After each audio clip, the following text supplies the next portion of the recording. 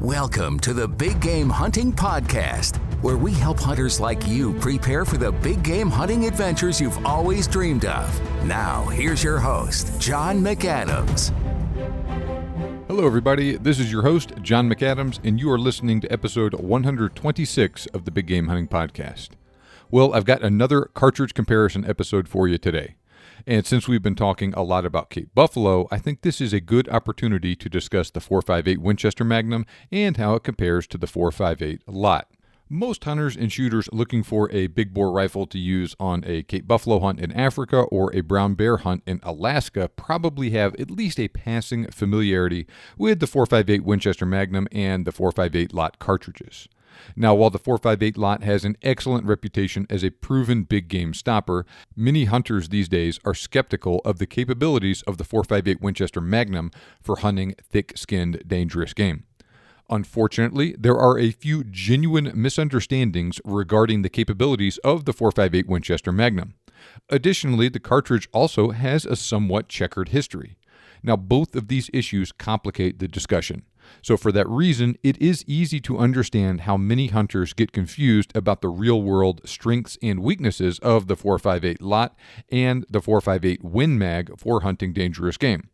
So in this episode, I'm going to do a detailed comparison of the .458 Winchester Magnum versus the .458 Lott and discuss the pros and cons of each one so you can make an informed decision regarding which one will work best for you. Before we get started, this episode is brought to you by my new Muzzleloaders 101 online course. 2020 was a crazy year for all sorts of reasons. Among many other noteworthy events, lots of different places set hunter participation records in 2020. Over-the-counter tags sold out in record time in some places, and demand for many drawn tags was through the roof compared to 2019. The bottom line is that there were more people than ever out in the woods last year, and there's a good chance that will continue in 2021. Now, as I've mentioned many times, it often pays to stand out from the crowd when you're hunting. Sometimes this means hunting in areas where other people can't or won't go. And taking advantage of special hunting seasons like archery or muzzleloader seasons can be another great way to do just that. I originally got into hunting with a muzzleloader for that exact reason, and I've had lots of success hunting during the special muzzleloader seasons in Georgia, Washington, Texas, and New Mexico. I love hunting with modern firearms as much as the next guy, but I'm probably going to be spending quite a bit more time hunting with a muzzleloader this year in order to take advantage of some of those easier to draw tags and more advantageous seasons. Now, there's no reason you can't do the same thing, and the Muzzleloaders 101 online course is the perfect resource for helping you learn to safely, effectively, and legally hunt with a muzzleloader. Plus, everyone who signs up for the course will also get access to some exclusive discounts on muzzleloader equipment. So go to muzzleloaders101.com/buy, B-U-Y, to learn more. Okay, now let's talk about the .458 Win Mag and the .458 Lott. Now, as we get started, I think it makes sense to talk a little about the history of these cartridges and the events that spurred their creation. Now, the British Empire controlled large chunks of Africa as well as India in the late 1800s and early 1900s.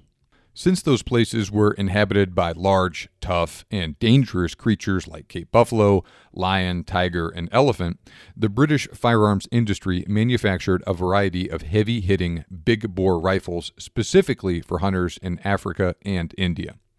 Double rifles chambered in the various Nitro Express cartridges like the .450 Nitro Express, .470 Nitro Express, .500 Nitro Express, and .577 Nitro Express were extremely popular for many years with hunters in the British Empire.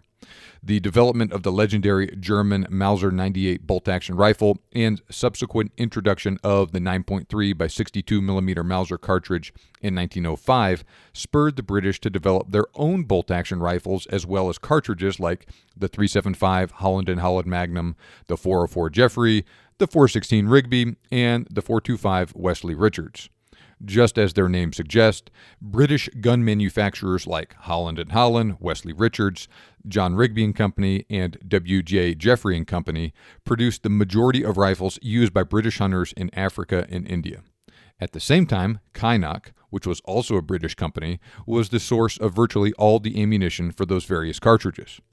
The situation dramatically changed after World War II, primarily due to two factors: lack of ammunition for many of the traditional big-bore rifle cartridges, and the influx of large numbers of American hunters going on safari. We'll talk about the ammunition issue first. Profit margins on big-bore rifles and ammunition were never very large. Ammunition companies can make a tidy profit on cartridges like the 6.5 Creedmoor, which were initially developed for competitive shooters, where a small number of shooters each individually shoot large amounts of ammunition, as well as cartridges like the 7mm Mauser and 30-06 Springfield used by the general hunting community, where large numbers of hunters each shoot small amounts of ammunition individually. However, big-bore rifle cartridges like the 404 Jeffrey and 470 Nitro Express are used by a relatively small niche in the hunting community who do not usually shoot large amounts of ammo each year. So this reason, combined with the general turmoil of World War II and the decolonization of Africa and India in subsequent decades, resulted in Kynoch ceasing ammunition production for many of those cartridges in the years following the war.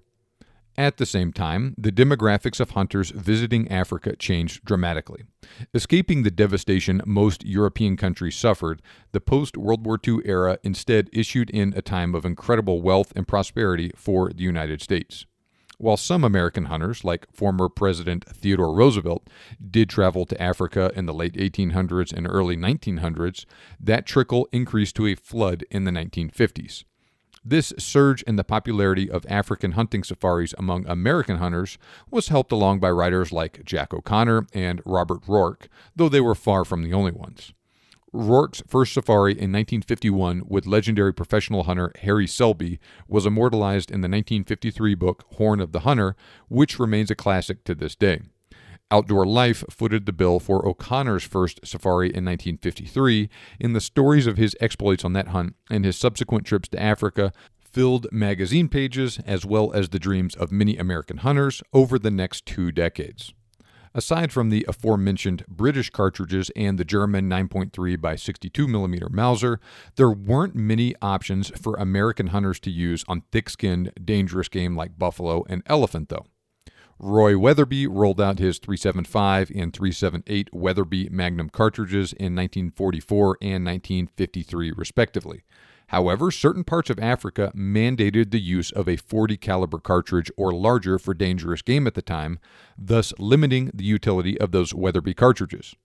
This all created a unique confluence of events whereby large numbers of American hunters were itching to hunt in Africa, but there were limited supplies of firearms and ammunition suitable for use on game like buffalo and elephant. There was also a strong desire among these hunters to use an American-designed rifle and cartridge. With all of those things in mind, Winchester sensed an immense opportunity and stepped in to fill that void with the cartridge we now know as the .458 Winchester Magnum in 1956. Initially offered in the famous Winchester Model 70 bolt-action rifle, the .458 WinMag changed the safari hunting world forever. Winchester built the .458 Winchester Magnum using a modified 375 H&H case that was necked up to use .458-inch bullets and shortened from 2.85 inches down to 2.5 inches long. The designers at Winchester opted for those shortened cases so that the cartridge would fit in a standard-length rifle action, which is the same as the 30-06, instead of a longer Magnum-length action required by the original 375 H&H cartridge. Using the old 450 Nitro Express cartridge as a benchmark, Winchester advertised that the new .458 WinMag cartridge can shoot a 510-grain bullet at 2,150 feet per second for a whopping 5,234 foot-pounds of muzzle energy. The .450 Nitro was a proven performer on the largest and toughest species of dangerous game, and it had an excellent reputation among hunters in Africa. Well, Winchester developed a new cartridge they claimed that could meet and even slightly exceed that performance, but it was also available in a reasonably priced and widely available bolt-action rifle that was also familiar to most American hunters. Not surprisingly, the .458 WinMag was a tremendous commercial success from the very start. Not only did untold numbers of American hunters journey to Africa armed with Model 70 rifles chambered in the new cartridge, but many African professional hunters and game rangers began using the cartridge as well. Unfortunately, it did not take long for reports of poor performance on part of the .458 Winchester on dangerous game in Africa to start circulating through the hunting community. Specifically, some hunters experienced squib loads with extremely low muzzle velocities that resulted in woeful penetration and abysmal terminal performance. Velocities around 1,800 feet per second were not uncommon in these cases, and there are even some documented instances of velocities as low as 600 feet per second. To make matters worse, some of these horror stories about subpar performance on part of the .458 Win Mag involved hunters getting injured or even killed by wounded game. When they investigated the situation, the folks at Winchester found several different factors at play. First off, there were instances of clumped powder failing to burn properly and therefore failing to produce the desired velocities. Prolonged exposure to high temperatures common in many parts of Africa potentially contributed to these powder clumping issues. Certain manufacturers resorted to gluing bullets in place, which also likely contributed to those problems as well.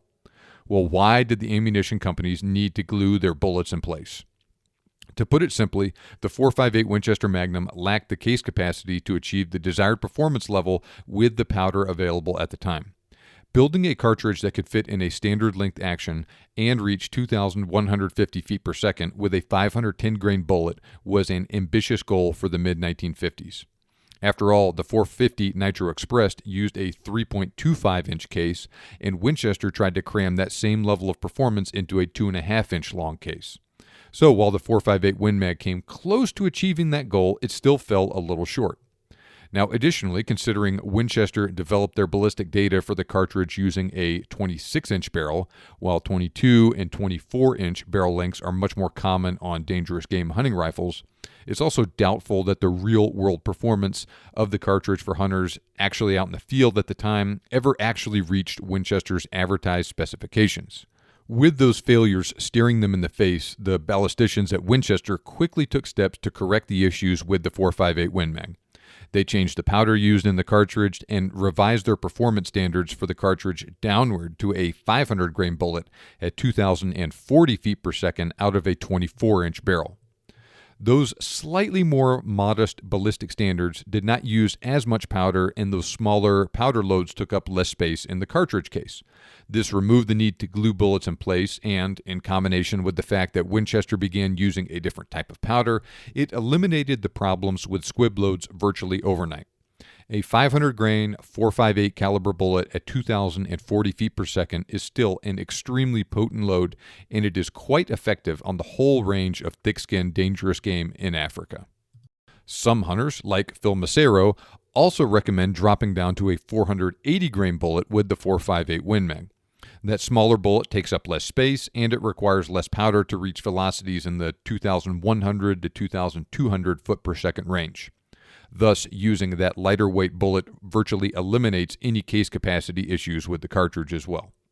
That bullet still has a relatively high sectional density, which we'll discuss more in detail shortly, and a 480 grain bullet at 2,200 feet per second produces in excess of 5,100 foot-pounds of energy. That is also an extremely effective load on dangerous game, and no buffalo will be able to tell the difference between a 500 grain bullet at 2,000 feet per second and a 480 grain bullet at 2,200 feet per second. Additionally, advances in powder technology in the last 50 years have enabled some companies, like Hornady, to produce .458 Win Mag ammo that actually achieves the original performance objectives of the cartridge under real-world conditions. Bullet technology has also improved by leaps and bounds since the 1950s as well. So make no mistake, modern .458 Win Mag factory and hand loads are absolutely deadly on game like buffalo and elephant in the right hands, and there's no reason whatsoever to doubt their reliability. Even so, those horror stories gave Winchester and their new cartridge a black eye, and the .458 Win Mag has never quite been able to completely shake off the bad reputation it received in those early years. Not surprisingly, hunters during the 1950s and 1960s started to look for alternatives to the .458 Win Mag. Indeed, a hunter and gun rider named Jack Lott was injured by a Cape buffalo during a hunt in Mozambique in 1959. Lott was using a .458 Win Mag on that hunt, and he was convinced that the cartridge was not up to the task. As a result, he decided to develop a new and more powerful cartridge that would be perfect for Cape buffalo hunting and correct the shortcomings of the .458 Winchester Magnum.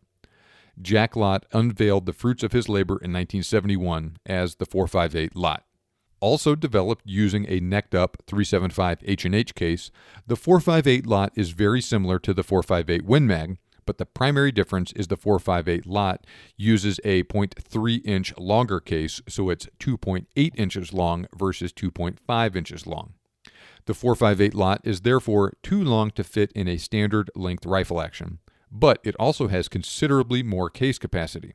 For that reason, a 500-grain bullet at 2,300 feet per second for 5,873 foot-pounds of energy is a pretty standard load for the .458 Lott.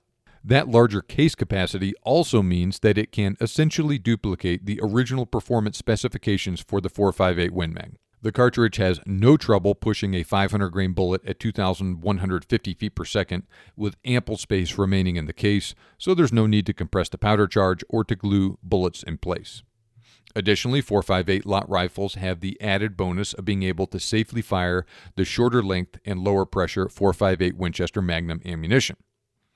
Okay, so now that we've talked about the history of those cartridges, let's dive into the details about how they're alike and how they're different. So since they're both descended from the 375 H&H Magnum, the two cartridges have a similar straight-tapered case. Both cartridges also use the same .458-inch diameter bullet in both headspace off the belt. However, the .458 Lott has a longer case length, once again of 2.8 versus 2.5 inches, and a longer overall length of 3.6 inches versus 3.34 inches. Not surprisingly, the .458 Lott also has about 10 to 15% more case capacity than the .458 Win Mag. That said, the .458 Win Mag is designed to fit in a standard length rifle action, while the longer .458 Lott requires the use of a Magnum action. The .458 Lott is also loaded to a slightly higher pressure than the .458 Winchester Magnum of 62,500 psi versus 60,000 psi.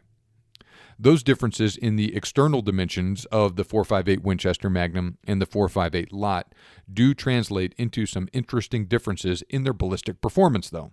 If you compare modern factory ammunition for each cartridge, the .458 Lott basically shoots the same weight bullet about 100 to 200 feet per second faster.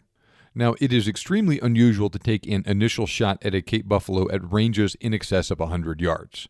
Now, even with that additional 100 to 200 feet per second of velocity, there's virtually no difference in trajectory of the .458 Lott and the .458 Win Mag out to about 100 to 150 yards.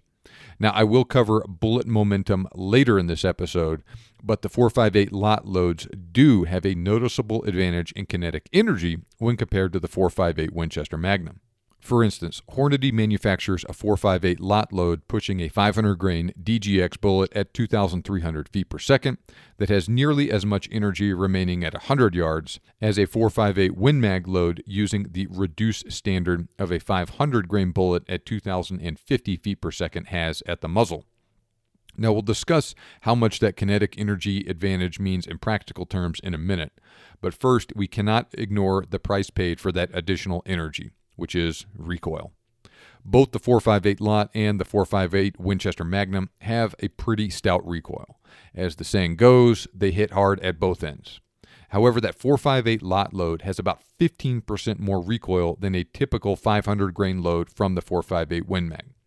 As a point of comparison, that particular .458 load I just discussed has approximately 4 times the free recoil energy as a typical .30-06 load. For this reason, many hunters download their .458 Lott load to shoot a 500-grain bullet at around 2,150 feet per second. That load is roughly comparable to .458 Win Mag ammo, and it's still extremely effective on dangerous game, but it doesn't have quite as much recoil as full-power .458 Lott ammo, though. Now, some people can handle that recoil, but many people can't. Now, regardless of which cartridge and specific load you decide to hunt with, it is clear that recoil is a major consideration you should keep in mind. Now, a properly fitted stock with a recoil pad will tame felt recoil to a certain extent.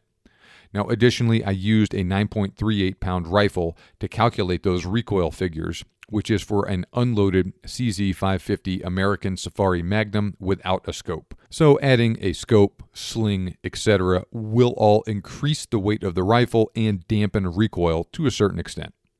Heck, those cartridges are big and heavy enough that the weight added by fully loading the rifle magazine will also work to reduce recoil energy by a measurable amount. For instance, I weighed a few loaded 4.58 Win Mag and 4.58 Lott cartridges I have on hand, and I determined that adding 5 cartridges to the magazine would increase rifle weight by 8 to 10 ounces. That alone will reduce free recoil energy by about 5% for the 4.58 Lott in this particular case. Now, that's not a tremendous difference, but it's also not nothing either. Now, that benefit would obviously be most apparent for the first shot, but that's also the one that usually matters most in the real world. A muzzle brake will also help, but make sure you wear ear protection while hunting if you go down that route.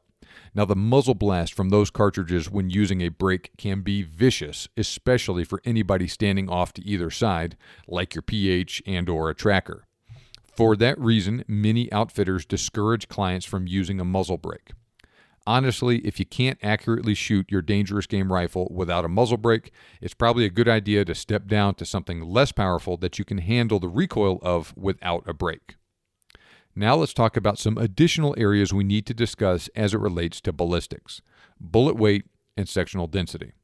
Both cartridges use the same .458 caliber bullets, so there's no difference in frontal surface area, also known as cross-sectional area, with the 4.58 Win Mag and the 4.58 Lott. However, the 4.58 Lott is generally better suited to using heavier bullets. While the cartridge is capable of using 325 to 550 grain bullets, the majority of 4.58 Lott factory loads shoot either 500 grain or 550 grain bullets. On the other hand, 4.58 Win Mag factory ammo is normally offered with 325 to 500 grain bullets. 500 grain bullets are very popular for that cartridge, but 400 grain and 450 grain factory loads are not uncommon either. Though I'm not aware of any 480 grain factory loads, that is another good option for hand loaders. Now, unfortunately, this is an area where the 4.58 Winchester Magnum is hampered by limited case capacity. That small package has only so much space to go around, and there's simply not enough room to achieve acceptable velocities with heavier bullets, especially with rifles that have shorter barrels. This is especially true with monolithic bullets like the Barnes TSX that have a longer overall length than lead core bullets of the same weight. That's why the Barnes factory load for the 4.58 Win Mag uses a 450 grain bullet, and the Barnes 4.58 Lott factory load uses a 500 grain bullet. As we've talked about before, sectional density is a measure of the ratio of the diameter of a projectile to its mass. All other things being equal, a heavier projectile of a given caliber will be longer and therefore have a higher sectional density and consequently penetrate deeper than projectiles with a lower mass and lower sectional density. A 550 grain 4.58 caliber bullet has a sectional density of 0.375. A 500 grain 4.58 caliber bullet has a sectional density of 341. A 480 grain bullet of that caliber has a sectional density of 0.327, and a 450 grain 4.58 caliber bullet has a sectional density of 0.306. Now, the good news is that even that 450 grain bullet still meets Kevin Robertson's recommended sectional density of 300 for hunting Cape buffalo.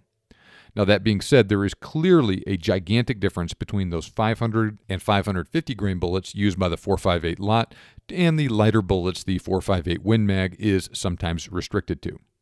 Now, while kinetic energy is an important factor in evaluating the suitability of a particular cartridge or load for hunting, kinetic energy is weighted towards higher velocity projectiles. Especially when hunting dangerous game, bullet momentum is also a very important characteristic. Calculated by simply multiplying bullet weight in grains by muzzle velocity, then dividing by 7,000, bullet momentum is important for evaluating how suitable a given load is for deep, straight-line penetration. Put simply, a bullet with more momentum will be harder to stop than a bullet with less momentum, all other things being equal, of course. Now, since it can fire heavier bullets and achieve higher velocities than the 4.58 Win Mag, the 4.58 Lott has an advantage in this area as well. For instance, a 4.58 Win Mag load firing a 450 grain bullet at 2,240 feet per second has a momentum value of 144 foot-pounds per second. A 500 grain bullet at 2,050 feet per second has a momentum value of 146 foot-pounds per second. And a 500 grain bullet at 2,150 feet per second has a momentum value of 153 foot-pounds per second. On the other hand, 4.58 Lott loads of a 500 grain bullet at 2,300 feet per second and a 550 grain bullet at 2,100 feet per second have momentum values of 164 and 165 foot-pounds per second, respectively. Now, all of these loads exceed Kevin Robertson's minimum recommended momentum value of 95 foot-pounds per second, with plenty of room to spare, but the 4.58 Lott does have a definite advantage in this area as well. So where do we stand with each cartridge? The 4.58 Winchester Magnum has a smaller case than the 4.58 Lott, and therefore has a lower ceiling on its maximum performance. In that same vein, the 4.58 Winchester is generally better suited to using lighter weight bullets with a lower sectional density. When shooting the same weight bullets as the 4.58 Lott, the 4.58 Win Mag shoots them at a slower velocity. Even so, the 4.58 Winchester Magnum is still a very powerful cartridge and is more than powerful enough to quickly and ethically kill any species of big game on this planet. Additionally, though it does have a very stout recoil itself, the 4.58 Win Mag has a noticeable advantage over the 4.58 Lott in this area as well. On the other hand, the 4.58 Lott uses a larger case that provides more flexibility and has a higher ceiling on its maximum performance than is the case with the 4.58 Winchester Magnum. For instance, while it's possible for the 4.58 Win Mag to shoot a 500 grain bullet at 2,150 feet per second with modern powder, the cartridge is basically maxed out at that point. However, the 4.58 Lott is easily capable of that sort of performance and more, and it can use heavier bullets and or shoot them at a faster velocity than the 4.58 Win Mag is capable of. For this reason, many 4.58 Lott loads use bullets with a higher sectional density and carry more energy and momentum downrange than the 4.58 Win Mag. The 4.58 Lott is also an extremely powerful and hard-hitting cartridge that is easily capable of taking down any species of game on Earth with good shot placement. Like we just discussed, though, that extra power comes at the expense of more recoil. Do not underestimate the impact that recoil has on the ability of a person to shoot accurately either. Regardless of how well a given person handles recoil, all other things being equal, they will absolutely shoot better with a milder recoil. Any professional hunter or guide outfitting hunts anywhere in the world from North American big game like brown bear to African game like Cape buffalo would prefer a well-placed shot from a 4.58 Win Mag over a poorly placed shot from a 4.58 Lott. Indeed, many hunters who use the 4.58 Lott will intentionally download the cartridge to 4.58 Win Mag levels to reduce recoil. This brings us full circle to the reason why the 4.58 Lott exists in the first place. The desire for a cartridge that can reliably shoot a 500 grain 4.58 caliber bullet at 2,150 feet per second under realistic conditions. There's nothing magical about that sort of performance, though. Sure, it's great for killing buffalo and elephant, but so is a 480 grain bullet at 2,200 feet per second or a 500 grain bullet at 2,050 feet per second. All of those loads meet or exceed the performance of several very popular and effective 450 nitro loads from decades prior. Winchester's marketing was one of the biggest reasons why hunters fixated on a 500 grain bullet at 2,150 feet per second. Had Winchester from the very beginning used a longer case that was actually capable of delivering that sort of performance in the real world, or had they established more realistic performance objectives for the shorter case from the beginning, hunters very likely would not have encountered problems with squib loads, and there would have been no reason to develop improved cartridges like the 4.58 Lott. Like I previously stated, once Winchester fixed the initial issues with the 4.58 Winchester Magnum, it became a very effective and reliable cartridge for use on thick-skinned, dangerous game. This is a very important point that often gets lost or overlooked in the 4.58 Win Mag versus 4.58 Lott debate. Yes, the 4.58 Lott was developed to solve a real problem that existed decades ago, and yes, it is more powerful than modern factory 4.58 Win Mag ammunition. However, it's not clear that all that extra energy actually translates into improved killing power in the real world, and it also comes with a lot of extra recoil. Now let's talk about 4.58 Lott and 4.58 Win Mag ammo. Now, since both cartridges are intended for a specific niche in the hunting community, neither is extremely popular in absolute terms, and they cannot hold a candle to the popularity of cartridges like the 270 Winchester or the 30-06. That said, both are pretty common choices among hunters pursuing dangerous game who need a heavy-hitting rifle. For that reason, several of the big ammunition manufacturers who cater to those sort of hunters do manufacture ammunition for both cartridges.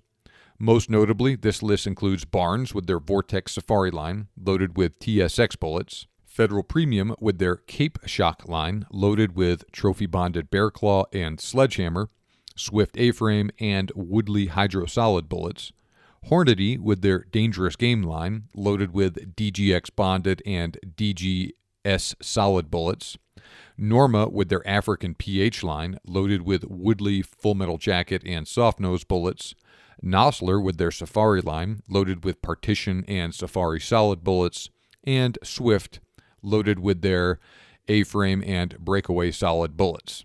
While ammunition for both cartridges is usually much more expensive than smaller bore centerfire rifle hunting ammo, 4.58 Win Mag ammo is generally moderately cheaper than 4.58 Lott ammo.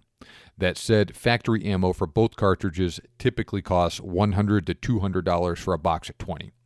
Since both cartridges are used by a relatively small segment of the hunting world, not every sporting goods store keeps 4.58 Lott or 4.58 Win Mag ammo in stock. The 4.58 Win Mag is usually a little bit more common, but a store that carries one of those cartridges usually keeps the other in stock as well. Most of the big retailers in the USA will usually have a couple boxes of each on hand, but outside of places like Alaska, and often not even there, it would be extremely unusual to find 4.58 Winchester or 4.58 Lott ammo at a Walmart or at a smaller gun store. Now, this difference is even more apparent in places like Africa, where 4.58 Win Mag factory ammo is quite often significantly more common and less expensive than 4.58 Lott factory ammo. Now, availability of ammunition is usually pretty good online, though, and the bigger retailers typically have a good selection of quality factory ammo for both cartridges in stock. Now, fortunately, reloading components for both cartridges are also widely available. The high price of factory ammo and the difficulty involved with obtaining a reliable supply of ammo at times makes both cartridges very popular among handloaders. Now, both cartridges also offer a fair bit of options for handloaders. For instance, hunters having trouble reaching desired velocities with the 4.58 Winchester Magnum with a 500 grain bullet can drop down to a 450 grain or a 480 grain bullet. On the other hand, hunters who don't like the recoil of the 4.58 Lott with a full-powered factory load can download the cartridge slightly to achieve more modest performance on par with the 4.58 Win Mag. Now, both the 4.58 Lott and 4.58 Winchester Magnum shoot the extremely popular .45 8-inch bullet size that's also used by stuff like the 4.58 SOCOM, the 4570 Government, the 450 Marlin, and the 460 Weatherby Magnum. Fortunately, there are a bunch of outstanding quality .458 caliber bullets suitable for use on dangerous game that reloaders can choose from. Just about all of those bullets previously mentioned as available in factory ammunition are also usually available as component bullets as well. Now let's talk about rifles for each cartridge. Now, the rifle situation is very similar to the ammo situation with them. There are a handful of options for each one, and there's also quite a bit of overlap in the rifles available in each chambering. 4.58 Win Mag rifles in current production include the Winchester Model 70, the CZ550, and the Blaser R8. Of these, the CZ550 and the Blaser are also available in 4.58 Lott. At the same time, the Kimber Caprivi is also an option for a current production 4.58 Lott rifle. Though Ruger does not manufacture any rifles in either cartridge at this time, both were available from Ruger at one time in their single-shot #1 Tropical and bolt-action M77 rifles. The same goes for the Remington 700, the Weatherby Mark V dangerous game rifle, and the Browning Safari bolt-action rifles. There are also a fair number of rifles out there that started out as a .458 Winchester Magnum, but have been converted to .458 Lott at some point as well. So while the selection of rifles available for each cartridge is relatively small, hunters do have some very good quality rifles to choose from when selecting a rifle for a dangerous game hunt. In particular, the CZ550 is a very popular option. Now, as a side note, Winchester initially offered the .458 Win Mag in their Model 70 rifle when they first rolled out the cartridge in 1956. So there are a small number of pre-64 Model 70 rifles out there, chambered in .458 Winchester Magnum, that are prized by collectors due to their relative scarcity. So, which cartridge is right for you? Do you need a cartridge ideally suited for hunting dangerous game like grizzly bear, Cape buffalo, water buffalo, or elephant? With modern factory ammunition, both cartridges are excellent choices with proven reputations afield. I personally lean towards the .458 Win Mag, but I do understand why other people might go with the .458 Lott. Are you a hunter who needs to wring out all the performance you possibly can from a .45 caliber rifle? Professional hunters in Africa who guide dangerous game hunts are the first group of people who come to mind in this category for me. In episode 103, Kevin Robertson stated that his ideal dangerous game rifle will shoot a 500 grain .458 caliber bullet at 2,100 feet per second at a minimum. Those figures are close to the upper limit of real-world .458 Win Mag performance, but they are easily obtained with the .458 Lott. This is not the sort of performance that the average hunter who wants to hunt buffalo once or even a handful of times needs. But people putting their lives on the line multiple times a year, every year, guiding buffalo hunts really do need that sort of performance. In this situation, it does make sense to use the .458 Lott. The .458 Winchester is an acceptable choice, but the ability to use those heavier 550 grain bullets and to get that extra bit of muzzle velocity are factors in favor of the .458 Lott, which is why it is so darn popular with African PHs and hunting guides outfitting dangerous game hunts elsewhere in the world. Now, what if you're a hand loader? Both cartridges are good choices for hand loaders. That said, the .458 Lott does offer a bit more room to tailor loads to your exact specifications. Now, at the same time, hand loaders can also tweak .458 Win Mag loads, usually by using lighter bullets for better performances in some cases if they're not obtaining the results they want out of their particular rifle. But at the same time, like I previously said, if you're hand loading the .458 Lott and it's just a little bit too much recoil for you, you can drop those loads down a little bit so they're a little bit less powerful and have less recoil. Now, in that same line of thought, are you a hunter who does a lot of hand loading, but you don't always have access to first-rate powder? While modern powders have dramatically improved the performance of the .458 Win Mag, not everybody always has access to those powders. In those cases, the .458 Lott is certainly a better choice, as that extra case capacity is even more important with lower quality powder. This is yet another reason why the .458 Lott is so darn popular with African professional hunters. Now, what if you're sensitive to recoil, though? Now, while the .458 Winchester Magnum has a pretty stout recoil itself, the .458 Lott has considerably more. So if the .458 Win Mag is still too much to handle, though, it's probably a good idea to move down to something that doesn't recoil quite so much. And we'll talk about some other options for that in subsequent episodes. Now, all things considered, the .458 Winchester Magnum and .458 Lott are both outstanding dangerous game cartridges. You need to carefully analyze your potential needs and choose the one that you think will fit them best. Like I mentioned earlier, I personally use a .458 Win Mag. And here's why. Even a .458 Win Mag shooting a 480 grain bullet at 2,200 feet per second or a 500 grain bullet at 2,050 feet per second is a whole lot more powerful than the 9.3x62 I shot my first buffalo with. I've shot my .458 Win Mag a lot, and I have determined that it is right at the upper edge of what I can handle as far as recoil goes and still shoot accurately. I'm not a PH myself, and I don't do a lot of Cape buffalo hunting, so I personally don't feel like I need that extra 200 feet per second of muzzle velocity that I can get with the .458 Lott. So anyway, your personal needs and desires may vary, but that is why I go with the .458 Win Mag. Now, I have written a really detailed article about these cartridges, and I'll be sure to put a link to that article in the show notes if you want to check it out, and you can learn a little bit more about them in detail and see some photos of how the cartridges stack up to each other. Now, what about you? Which one do you prefer? The 458 Winchester Magnum or the 458 Lott? Send me a direct message on Instagram, and my handle is @thebiggamehunter, or you can email me at john@thebiggamehuntingblog.com and let me know what you think. Now, over the course of the time I've been doing this podcast, I have done a bunch of shows on Africa. I've done 2 episodes with Phil Massero, 4 episodes with Kevin Robertson, plus a number of solo episodes. Plus, I got a couple more episodes on this subject that are coming out in the next couple of weeks. Now, if you listen carefully to all of those shows and pay attention to what Kevin, Phil, and I had to say, then you have a pretty good base of information about hunting in Africa, and you probably know way more about the subject than most other hunters. Now, if you are ready to take the plunge and go on the hunt of a lifetime in Africa, then get in touch with me, and I will set you up with an outstanding hunt out in the bushveld for buffalo and/or plains game. These hunts are for serious hunters who want to experience wild Africa. These hunts are not for everybody, and I actually have to turn away people who are interested in hunting with us each year because I don't think they can hack it, or I think they're just looking for something that we can't provide.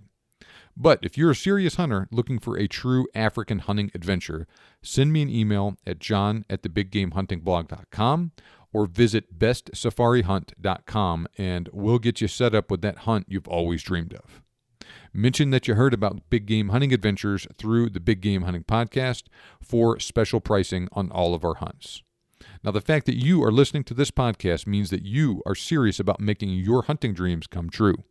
Remember, you can make your dream hunt turn into a reality, and we can help. Thanks for listening, and I'll see you back here next time on the Big Game Hunting Podcast.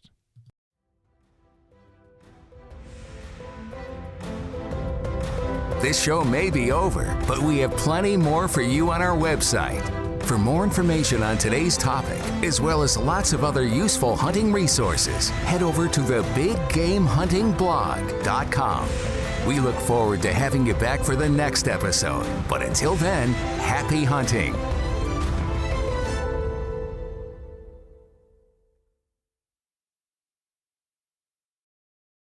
Americans love using their credit cards, the most secure and hassle-free way to pay. But D.C. politicians want to change that with the Durbin-Marshall credit card bill. This bill lets corporate megastores pick how your credit card is processed, allowing them to use untested payment networks that jeopardize your data security and rewards. Corporate megastores will make more money, and you pay the price. Tell Congress to guard your card, because Americans lose when politicians choose. Learn more at guardyourcard.com.